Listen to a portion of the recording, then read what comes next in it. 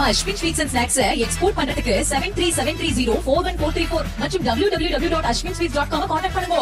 வங்கக்கடலில் நகர்ந்து வரும் டிட்வா புயல் காரணமாக ராமநாதபுரம் மாவட்டம் ராமேஸ்வரத்தில் 2 நாட்களாக கனமழை கொட்டி தீர்த்த நிலையில் இன்றும் பலத்த காற்றுடன் மழை தொடர்வதால் பல்வேறு பகுதிகளில் மழைநீர் தேங்கி பொதுமக்கள் அவதிக்கு உள்ளாகியுள்ளனர். ராமேஸ்வரம் அருகே சேரான்கோட்டை கிராமத்தில் கடல் கொந்தளிப்புடன் காணப்படும் நிலையில் ஆக்ரோஷமான அலைகளால் மண்ணரிப்பு ஏற்பட்டு கடற்கரையோரம் இருந்த மரங்கள் வேருடன் சாய்ந்தன. பலத்த சூறைக்காற்று காரணமாக சேரான்கோட்டையில் கரை ஒதுங்கிய விசைப்படகை மீட்கும் பணி நடைபெற்று வருகிறது.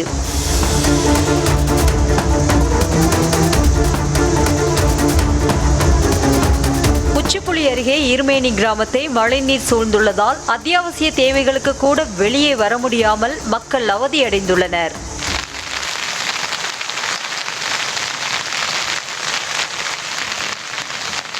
பெங்களூருவில் இருந்து ராமேஸ்வரத்திற்கு சுற்றுலா பயணிகள் வந்த டெம்போ டிராவலர் காற்றின் வேகம் காரணமாக நிலை தடுமாறி கால்வாய்க்குள் புகுந்த நிலையில் அதில் வந்தவர்கள் காயமின்றி தப்பினர்.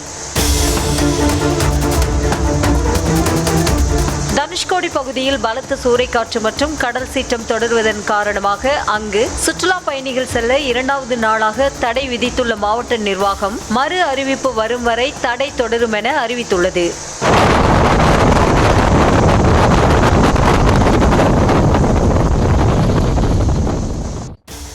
பாம்பன் பகுதியில் பலத்த மழை பெய்வதால் பாம்பன் பாலத்தில் செல்லும் வாகன ஓட்டிகள் மிகுந்த சிரமத்துடன் மெதுவாக வாகனங்களை இயக்கி சென்றனர்.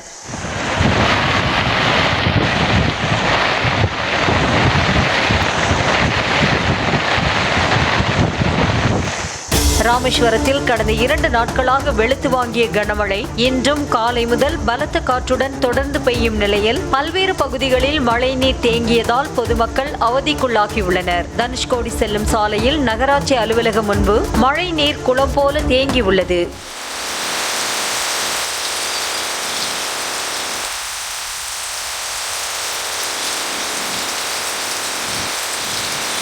நம்ம Ashwin sweets and snacks export பண்றதுக்கு 7373041434 மற்றும் www.ashwinsweets.com கான்டாக்ட் பண்ணுங்க.